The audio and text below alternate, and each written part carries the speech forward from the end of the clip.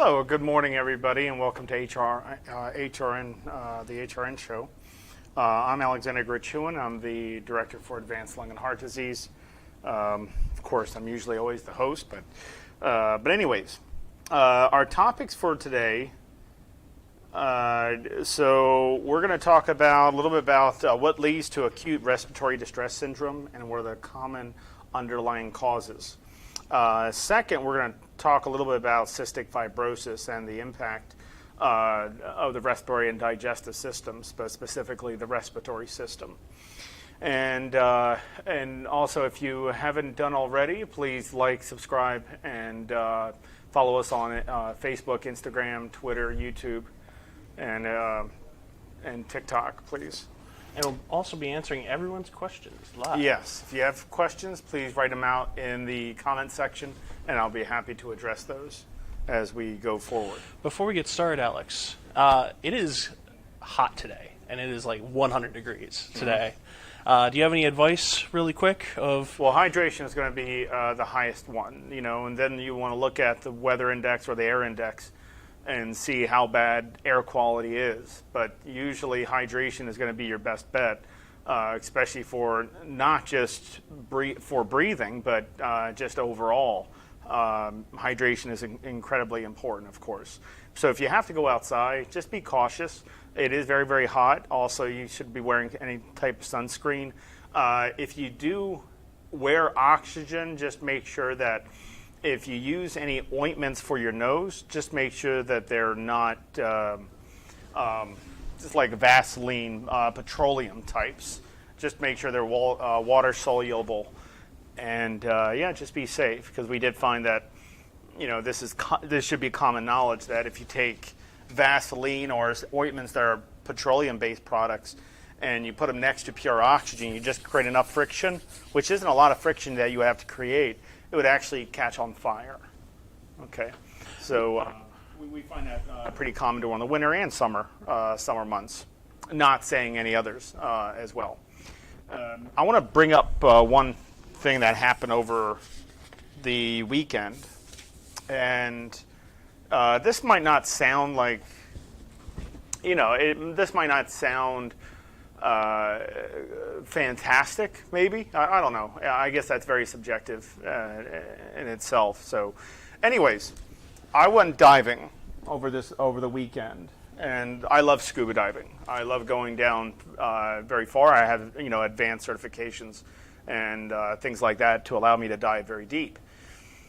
And we're in Ocean City, and there was a group of people. And the group of people were extremely advanced in scuba diving. Like each and every one have a master's scuba diving license, but they have a ton of experience. I mean, a ton of experience. And when I was on the ship, and they were just talking about the rebreathers, and they're talking about scuba. They're talking about things, situations. I felt that even with all my knowledge, I felt like a rookie. I mean, I couldn't compare to these people's knowledge when it came to scuba diving. And there was this one guy that put on like $30,000 worth of equipment, from his dry suit to his rebreather to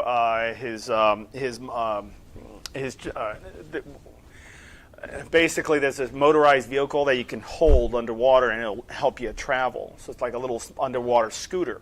So he made himself a human submarine, basically. He had everything on him, and he was like $30,000 worth of equipment.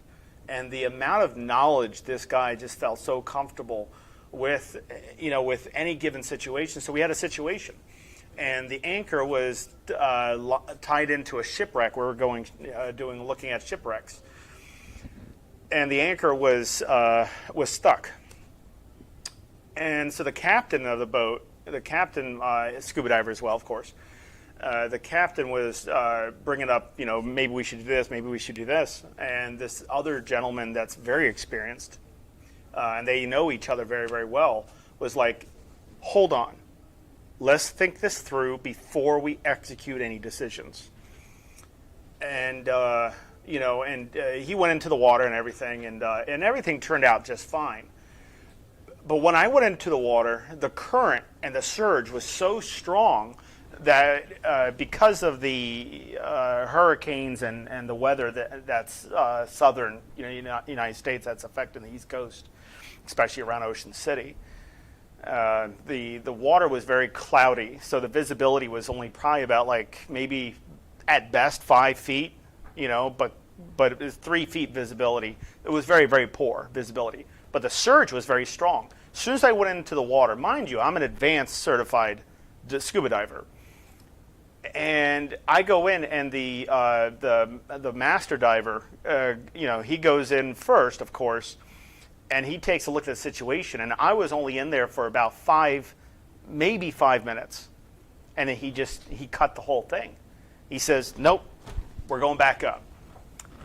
And needless to say, it took some time to get out to that site, but I would say 3% of my emotions was disappointment.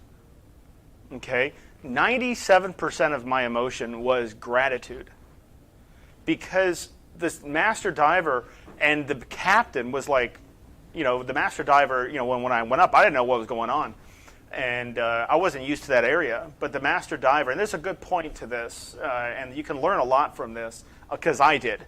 I learned a lot from this experience.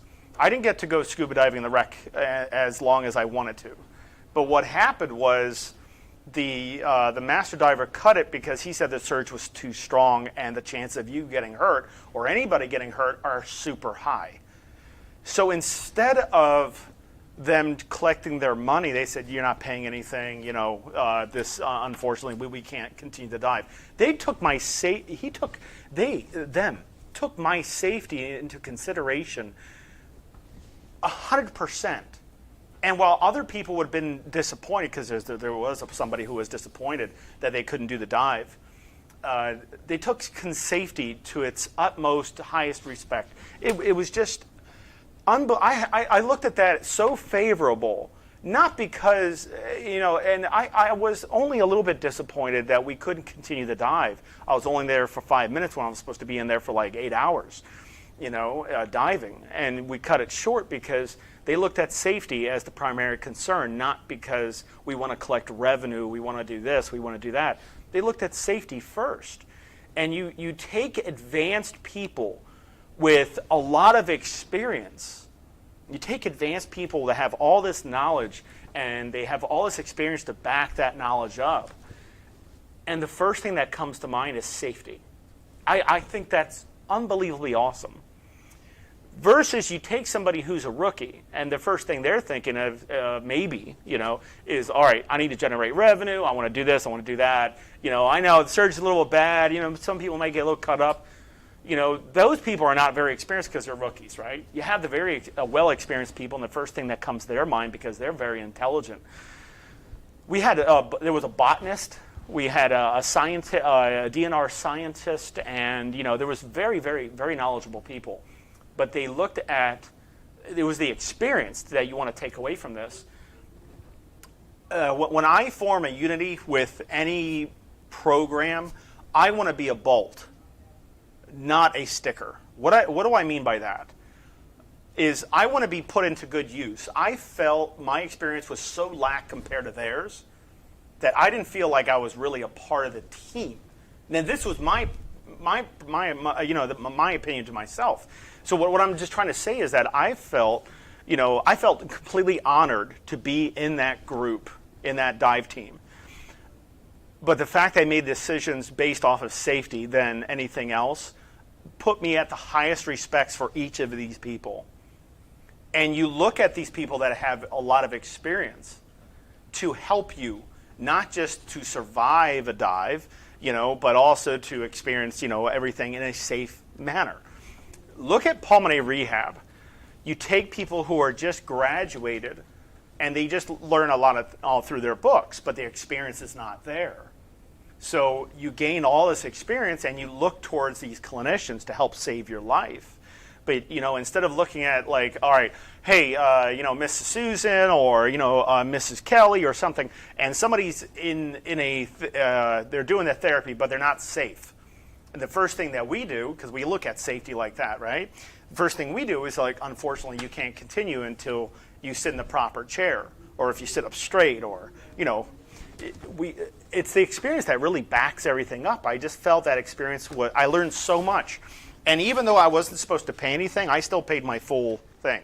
The captain said, no, you don't need it. I said, I'm doing this because I took away from this, not just the little bit of 5 minutes of diving, I took away from this as, you know, the most experienced of all people that looked at a surge as it wasn't so bad, but they were like, no, we are not going to continue because this person needs to stay safe. And it was just amazing experience, and I paid them. I didn't. I said no.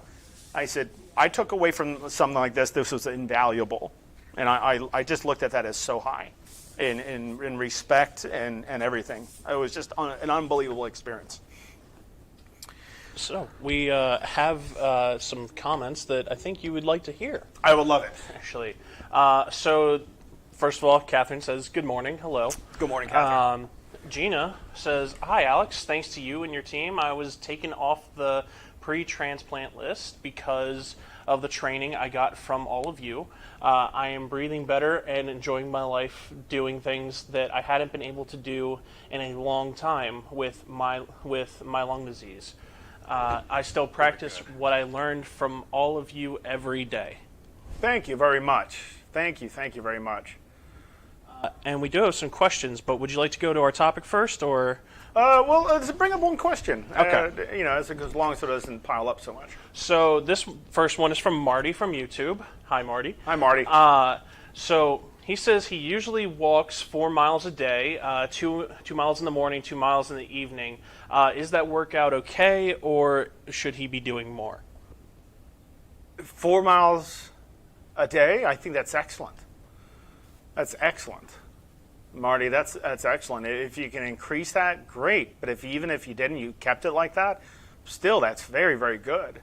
I have a book that was written by an exercise physicist over at Harvard, and I have the book. He wrote it out to me, you know, when I attended the conference, his conference, and basically, if you can walk.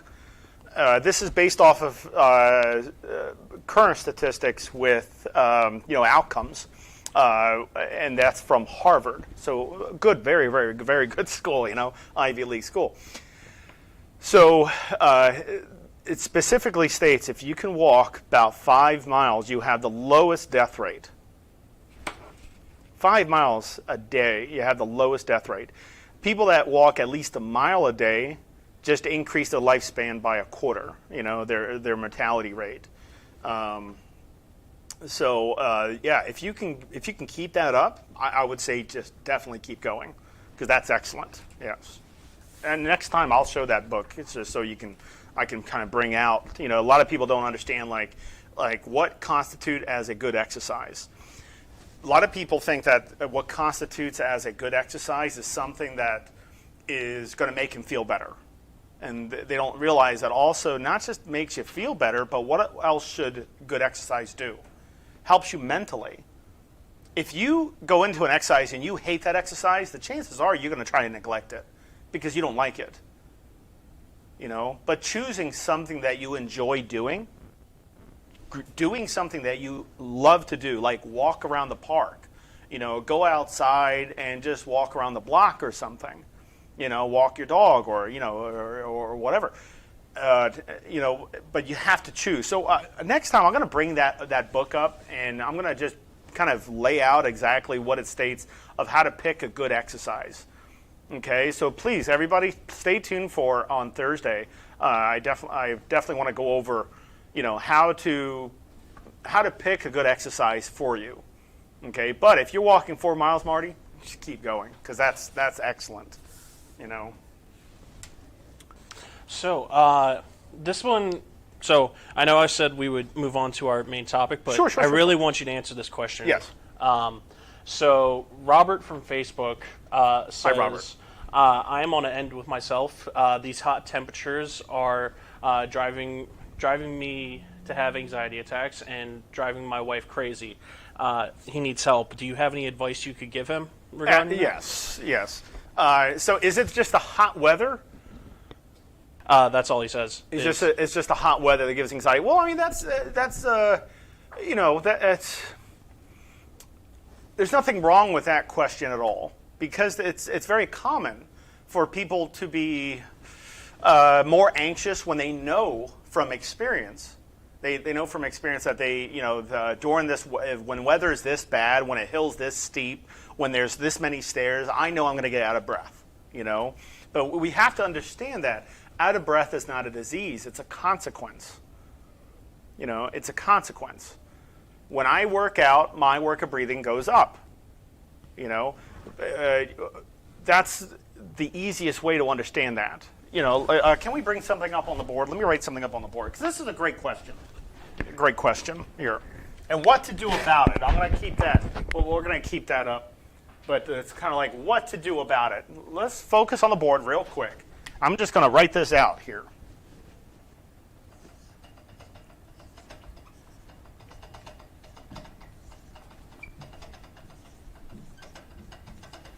Okay. All right. Are we pretty close up on this? Yes. We're good. Okay. So 0 to 10. 10 being the worst. Okay. 0 being the least. And I shouldn't put this here. Do you know why? Because some people think that, okay, a 0 keeps me happy, meaning there's no increased work of breathing. But you have to understand that if somebody doesn't do anything, they don't get any increased work of breathing, they're not going to tolerate a lot of exercise, right? They're not going to tolerate a lot of activities because they haven't adapted. They haven't been accustomed to that, So, but we're going to keep it the way it is. Anyways, when I'm looking at a Borg scale, that's why we put this in place when we do pulmonary rehab. We make sure everyone understands this. Because a lot of people feel that if I have an increased work of breathing, it's my disease that's acting up, and it's not because of the consequence of me, doing more in my activity, causing me to get more out of breath. We're thinking it's a disease when it's the other way. I'm just a little out of shape. Not saying it's not the disease, but I'm saying that, people focus like it's 100% the disease, and not possibly. I'm weak. I'm a little out of shape. I haven't worked out for a long time. My anxiety is very high. They think it's 100% disease, So let's look at this here. 8, 9, and 10, that's completely out of breath. That's what I consider as like 911, all right?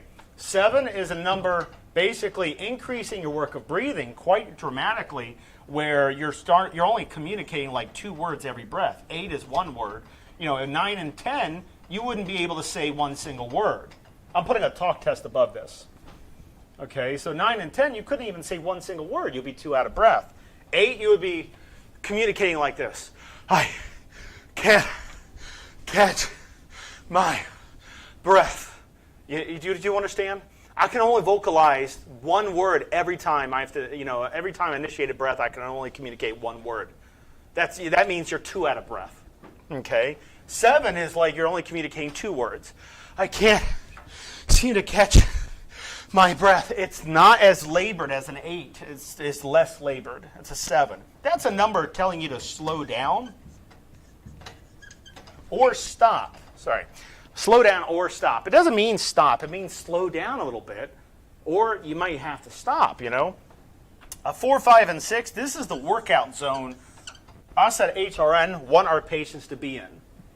That's the ability to communicate 3, 4, 5, and we all know that if you're at a 5 on a Borg scale, you can only say 4 words. What are our magic 4 words? My breathing is manageable. So let's put this into play really quick. I'm exercising. From what you just learned, okay, I'm exercising, and let's say I'm breathing like this and talking, okay? I'm talking like this. My breathing is manageable. How out of breath am I? Because I said my breathing is manageable, but where actually am I if I'm actually breathing and talking like that? Where am I at on a Borg scale, according to the talk test? A lot of people think, oh, well, you said my breathing is manageable, and so that means you're at a 5. No, I'm saying one word every breath. So that means I'm at an 8. I'm 2 out of breath. It's too much. Okay? So let's do it like this. I'm exercising, I'm doing this. My breathing is manageable, so my breathing's okay. Now, how out of breath am I? On a Borg scale, where would I land on that? And I'll put up this here, just to kind of, so everyone kind of understands the talk test above each of the numbers that make up the Borg scale. 3 is going to, 5 is going to be 6, 7, 8, 9. How out of breath am I? Does anybody want to comment on that? How out of breath am I when I just did that? I said, my breathing is manageable, so my breathing's okay. How out of breath am I? Michelle says a 5. On there. 9. You see, I said my breathing is manageable, so my breathing is okay. My breathing is manageable, so my breathing is okay. I'm at a 9. I'm not out of breath at all. As you can physically see, I'm not winded right now. My heart rate isn't very high. My anxiety isn't very high. I'm completely content. Okay? You forgot I said more words. So is it a good idea that when I exercise, when I walk, I communicate with myself, not in my own head, but kind of whisper to myself a little bit? Like as I'm walking, it's like, my breathing is okay. Let me, let's see, today I have to go, and then you find out, you said about, 6, 7, 10 words before you had initiated breath. Obviously, you're not that out of breath because you're able to talk fairly easy. The time where you start not being able to talk as much, like only saying one word, the higher your work of breathing. You also want to look at it like this. Here, let me pull this up and make a small graph. Okay? I'm going to make just a small graph here. Okay. The higher the exercise, let's say up here is sprinting. Okay, this is jogging. This is walking. This is, what do you call this one? This is probably just more relaxing. If somebody is walking, they're walking stairs or anything, and they're staying on a Borg scale 4, 5, and 6, they're going to be the safest. Somebody who starts to jog, they might get the work of breathing up to a 2, like up to a 7 on a Borg scale, only speaking 2 words. That means it's starting to get too high. They want to slow it down, but I want to tolerate. When you go up here to higher exercise, activities, you're only, you shouldn't be, when you start out on exercise, you shouldn't be going full force, full-fledged, first time out. Your goal here is not to get out of breath. Your goal here is to tolerate higher work of breathing, higher out of breaths, but not dramatically high, like where you can't even catch your breath, your anxiety is all the way up. You don't want to work out in those zones. So when we work out, and let's say we start to jog or we start to run and we start to sprint, okay? Let's say we start to run. We only start running, and let's say we make the run last for about a minute or 2. In here it's 30 seconds. We do only for 30 seconds, then we tell the person to slow back down. Because what we're doing, we're slowly climbing. We're slowly climbing. We're slowly climbing up here. We're only testing here, and we'll go back down to here, or we'll go back down to here to recover. But then we'll go back up. Only here we'll stay about 30 to 40 seconds. And that's what you want to do, is you want to slowly increase the toleration, but only stay in those higher work of breathing levels only for about 30 seconds. If you see somebody who's working out and they're just constantly staying out of breath, the chances are, if you ask that person, how often do you exercise? Oh, I haven't exercised for a very long time. You take somebody who's experienced and say, how out of breath? I see you running all the time, up and down the street. How out of breath do you get? Oh, I don't. My work of breathing is very easy. It's very easy. I can tolerate I can run 10 miles. So, well, is that can everyone do that? No, it's the people who train. It's the people who train that can tolerate that more, right? So your goal here is not to cap out at 4 miles, 5 miles, 10 miles or something. Your goal here is to just increase your activity level and getting your work of breathing to be more manageable. If you breathe shallow, chances are your work of breathing is going to be very high. And it will be, let's say it's compared to jogging and running, but you're actually just sitting still doing, not as much activity. That's different. Somebody who's sitting still, not doing a lot, but they're feeling like they're jogging right now, even though they're sitting still, they feel like they're running.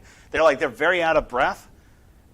That's a complete mental problem. That's not necessarily a disease problem per se. It's very complex, but I'm trying to make it as easy. Does everyone kind of understand what I'm saying? I think everybody understands. Some people are saying that they have trouble with walking and talking in general. Well, that's the problem. Yeah, that's the problem. It's like walking. Easiest. I'm going to try to make this really simple to understand. First off, do we all understand that being out of breath is not something we want to do? Can we agree or disagree with that? Okay. All right. I'm sure a lot of people will say I would agree with that. Okay. But currently, all you can do is maybe 2 minutes of walking, 30 seconds of walking before you have to sit back down and rest. So now you know that walking is your highest is your highest ability, but you can only walk for 30 seconds, maybe 2 minutes or something. Now you know that. So you want to be able to walk a mile, not stop at 30 seconds or 10 feet or something. So how would you train yourself? Because if you go and stand right back up and start walking, you're just going to get out of breath again. And, you can only walk for like 10 seconds, or 10 feet or something, depending on everyone's, that person's ability. You can only tolerate a little bit. You can't tolerate a lot. So why would you try to put yourself in that type of exercise at first? You don't. What's the root of your problem? Is it because your legs are weak? Then start doing strengthening. Leg strengthening, weight training. You get out of breath very quickly? Well, is that because of lung disease? Then focus on your lungs first before you get into any exercises. Lung exercises and physical activity are completely separate from each other. That's why they have different names. A lot of people think, let me just go ahead and start walking or start jogging, and that's going to improve my respiratory system. That is idiotic. That's completely insane and absurd. Because you're working on your legs. You can't ventilate very well. You can't oxygenate very well. That's not a leg problem. That's a lung problem. That might be a heart problem. That might be a different disease problem. Then you need to focus on that, getting that to work better before you start enduring higher exercises, before you start practicing walking longer distances than a few feet or something. That's the easiest way I can explain it. But you have to tolerate more exercise, But you never, you don't start working on your legs first. You start working on your breathing if that's the problem. All right, my blood pressure is always very high. Well, as soon as you start exercising, your blood pressure is going to spike all the way up, even higher. So now you have to focus on what? You don't focus on that. You focus on trying to manage your blood pressures. Maybe it's your eating. Maybe you're not taking the proper medication. Maybe you're not on a medication. Maybe you don't have to be on a medication. But how often are you communicating with your doctor about these problems that are pretty severe? And let's say your doctor gives you this medication. Well, that's all they're going to do. That's all they're going to do. They're not respiratory therapists. They're doctors. Completely different. They'll probably say, go to pulmonary rehab, So, all right, let me go back here. Do we have any other questions on that? Yes, so just to make it short and to sum it, just make it short and sweet and sum it all up. So Vanessa is literally asking, but how? And I think with what you just explained, it's push yourself, correct? Well, yeah, you have to motivate yourself somehow. I mean, we have therapists here that motivate you, but if you're having this much problems, you're not going to get very far just asking these questions. It's the action of doing. It's the action of doing. So if you're actually having these legitimate problems, and they can be very severe and very scary, but if you're actually having these problems, why don't you go to an orientation with me? Come into orientation class. It's free. You just have to call them up. They're not going to have you sign up for something. They're just going to make sure that you know the Zoom ID, and you have to understand how Zoom works. Okay. Imagine you have somebody directly in front of you. Okay, and I'm the clinician, and that person's the patient. They're sitting right in front of me. I tell them, pick up that incentive spirometer. They're able to do that. Sit up straight. They're able to do that because they can see me. They can hear me.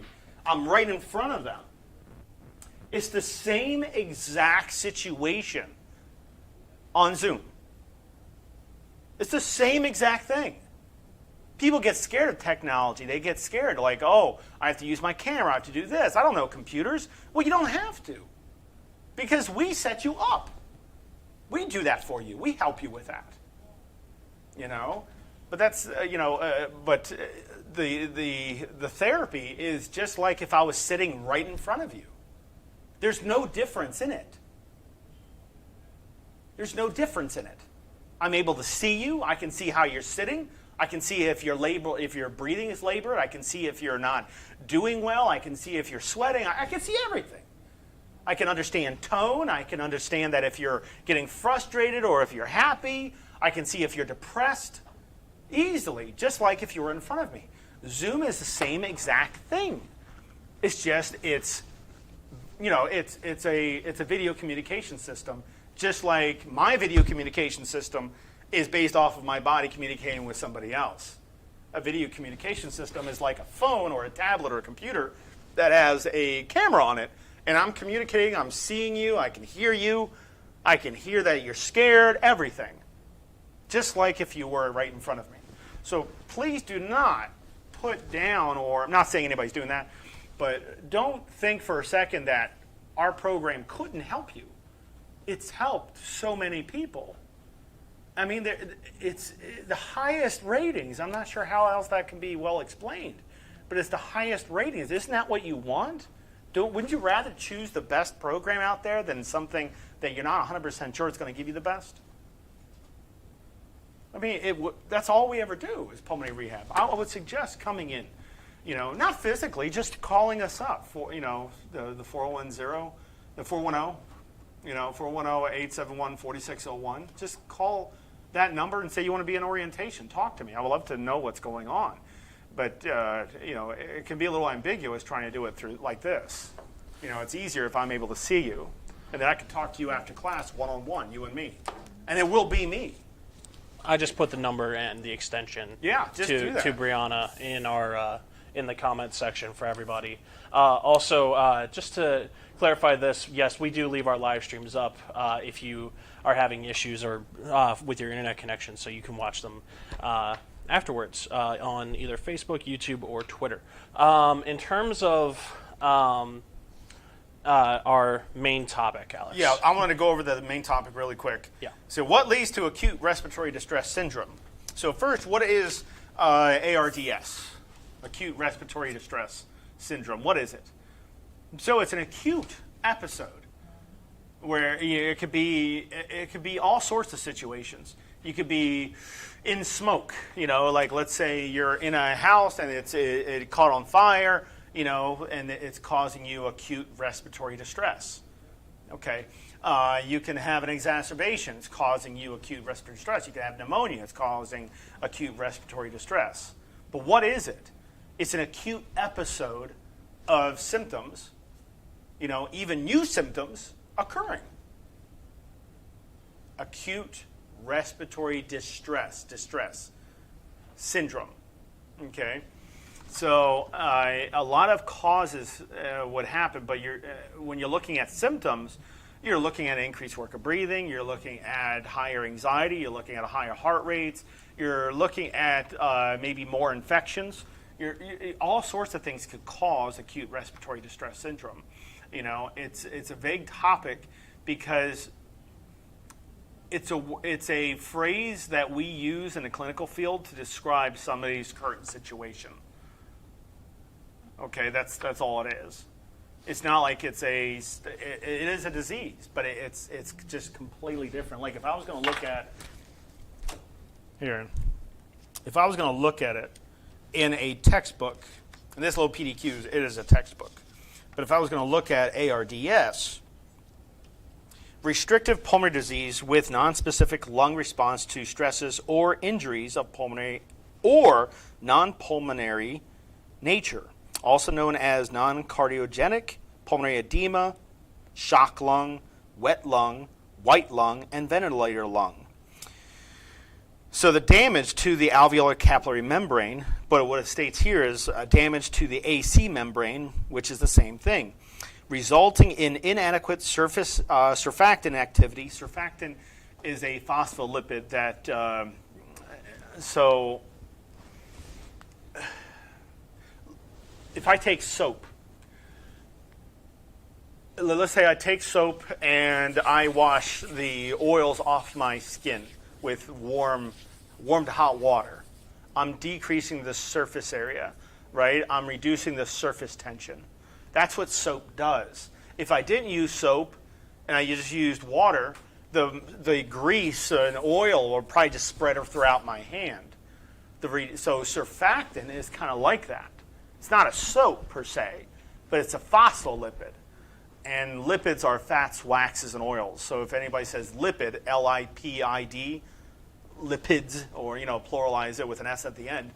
But you look at lipid, it just means fats, waxes, and oil. When we say air, we're also not talking about oxygen. We're talking about nitrogen, helium, xenon gas, a lot of inerts, not just oxygen. So air isn't oxygen. That's ridiculous to think that. It's not oxygen. It's just 21% of that is oxygen in air. So damage to the alveolar capillary membranes resulting in inadequate surfactant activity, meaning more forms of atelectasis, and that's the collapsing of the alveoli, the correct definition. And it even says that atelectasis, shunting, decreased compliance, decrease in forced residual capacity, severe hypoxemia, pulmonary edema, pulmonary fibrosis, and respiratory failure associated with sepsis, thoracic trauma, hemorrhaging shock, pancreatitis, air or fat emboli, aspiration pneumonia, near drowning, acute lung injury, oxygen toxicity, meaning people breathing in too much supplemental oxygen, and prolonged mechanical ventilation, where somebody's on a ventilator for a very, very long time. The treatment, underlying causes, and complications.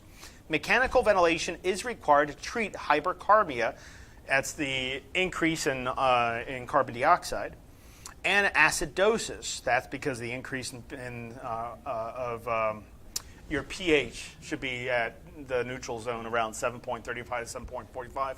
So when the CO2 climbs, the pH starts to drop and the blood becomes more acidic. So that's what acidosis is. Utilizing the lowest acceptable pressures to minimize adverse lung effects, PEEP and CPAP.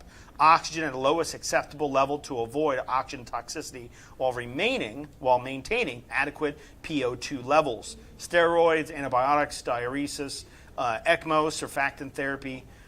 ECMO is a pretty big deal actually. And surfactant therapy, which is experimental, as indicated. So there's a lot of reasons that could cause it.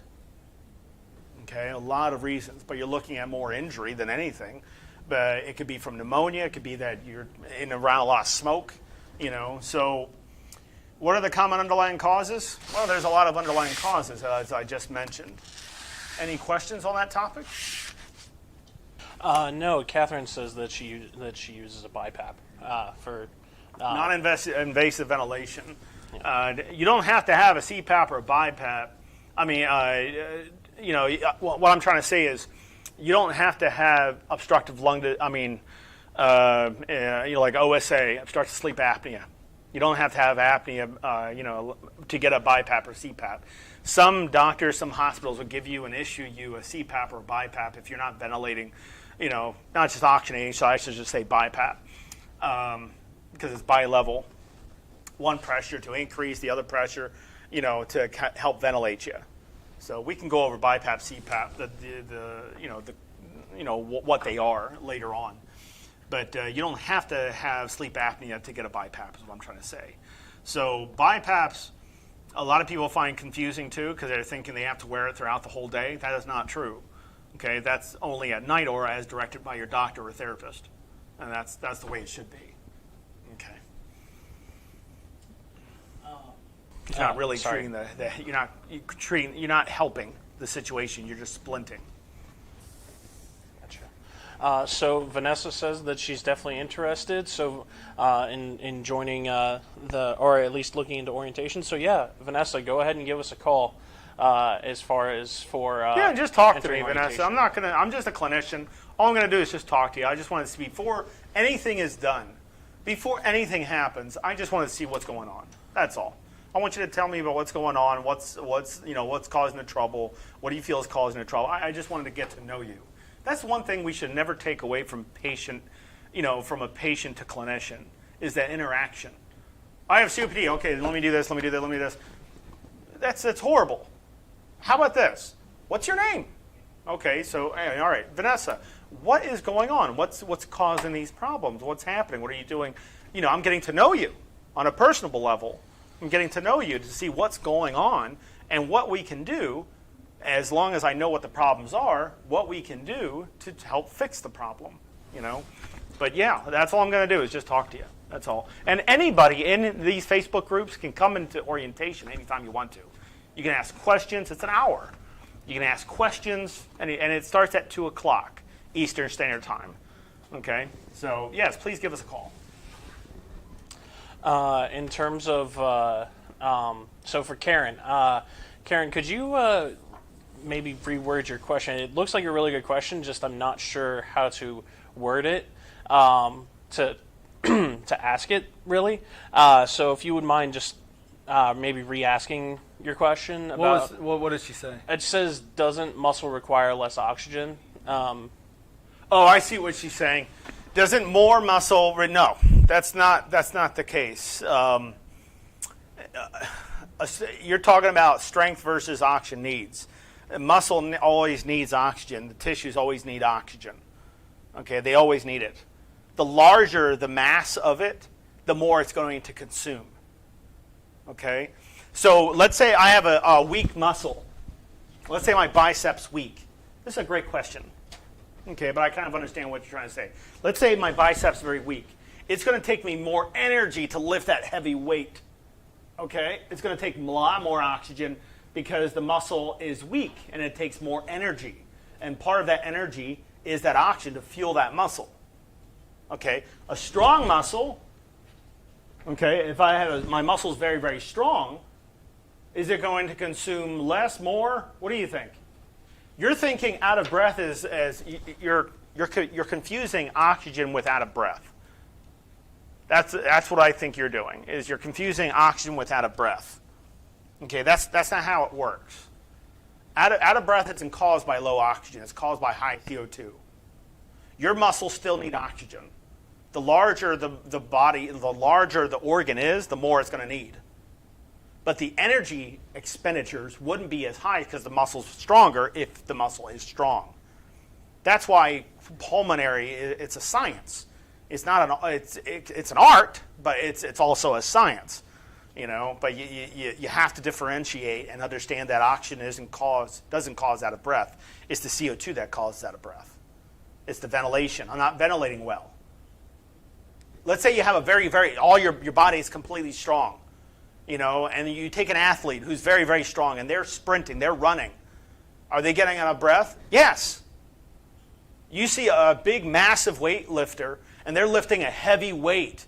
As soon as they let the weight go and they drop it, after they're done with their set, are they breathing very heavy? Yes. They're breathing very heavy. Because the CO2 is building up a lot. But you have to understand oxygen versus out of breath are completely separate. Low oxygen doesn't cause out of breath. The fact that some people feel out of breath with low oxygen isn't because the oxygen is low, it's because they're not ventilating. They're not breathing in enough oxygen, and they're not exhaling from that shallow breath. They're not exhaling enough CO2. It's just common knowledge that way. Okay? I hope that makes a lot of sense. I hope you understand. I definitely think that explained it. Yeah. Catherine, in terms of your question of trying to reach out, I would say try and reach out again. Brianna might just be on the phone with another patient, or she might be at lunch. So you might want to. It's 12. Yeah, it is. It's 12:15. So, in terms of reaching out, just reach out again, and definitely somebody will answer. In terms of Michelle's question, if you're having an exacerbation and can't get into your doctor, what should you do? If you can't get into your doctor right away, then you go to the emergency. You can go to the emergency room, but you can go to those clinics, those emergency clinics where you can just go in like quickly, and like the urgency clinics, like where you don't have to have. You can just go in. It's not a hospital. But if they find that your symptoms are very bad, they might call the ambulance and have you go over there. The urgent care centers I'm talking about. Just go to urgent care centers. But while you're waiting, relax. Sit down and relax as much as you can. Drink plenty of fluids. Wait until your time. So if you feel like you're having an exacerbation, you don't want to wait. And wait. It might make the symptoms worse. But going to an urgent care center, even calling 911, might have to be your best bet, especially if it's an actual exacerbation. Because we're talking about your life. I'd rather you be safe than sorry. Just like what I was talking about with the diving, they'd rather be safe than sorry. They took safety to this highest priority. They didn't take revenue as its highest priority. They took, and I love that about anybody, any company that does that. I look at the highest of all respects. Because they're looking at you as an individual, not as, okay, we didn't make anything. That's what, from diving, they didn't care about the money. They just cared about the safety. It was awesome. It was fantastic. But that's it, everybody. So we have one more question from Catherine. She said she's been walking every day. She takes her dogs out for a walk. I love it. But she's had 3 infections back to back.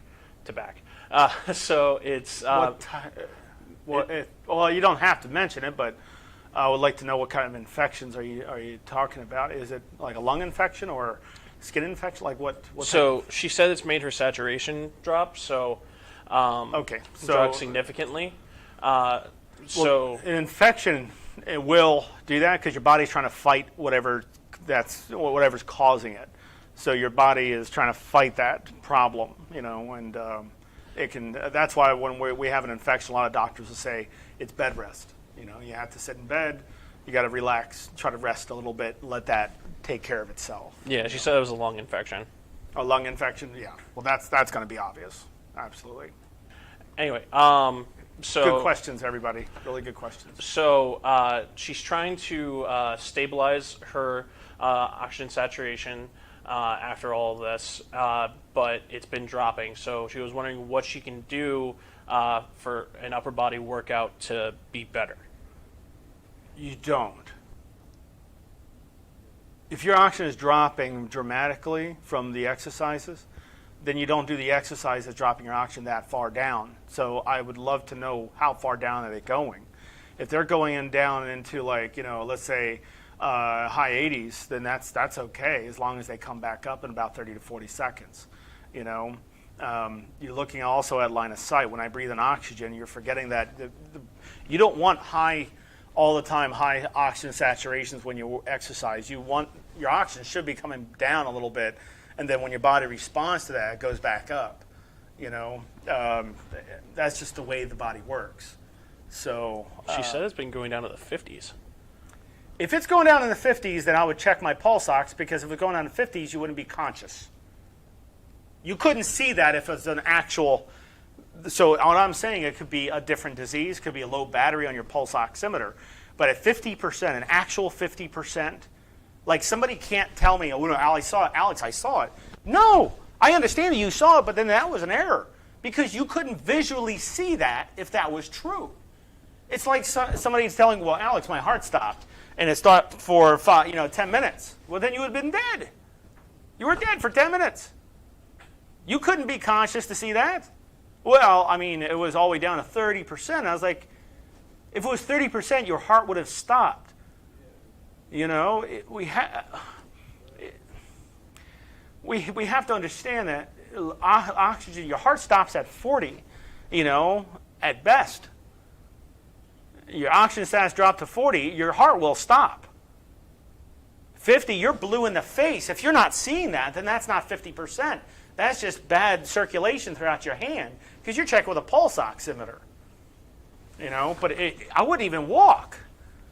I would find the resolution to a better oxygen levels, doing something that works on my breathing, focusing on the respiratory muscles, focusing on the lungs.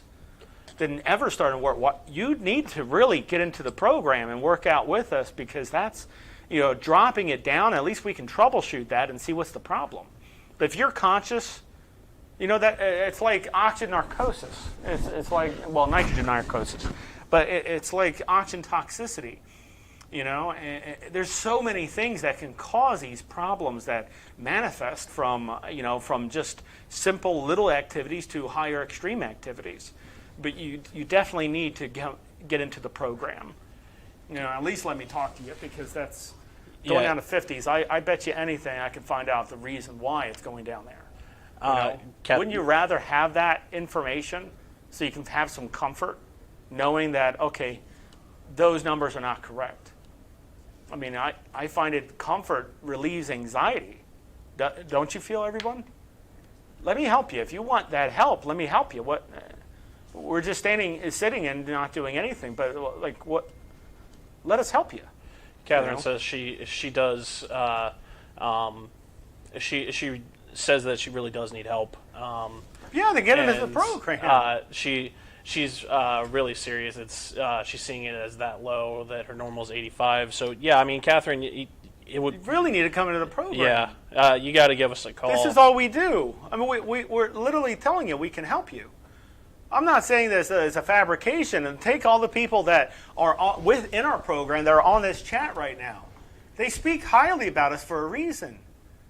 Isn't that proof enough? Let us help you. I'm not kidding with that. Poor thing, you're going through everything, and you're not. You're just. Let us help you. You're going through too much. There's only so much the body can take, But let us help you. All right, guys. If you're coming in orientation, I'll see you in orientation at 2:00. I'll see you guys in a little bit. See you guys. Thanks. Bye-bye. Bye-bye.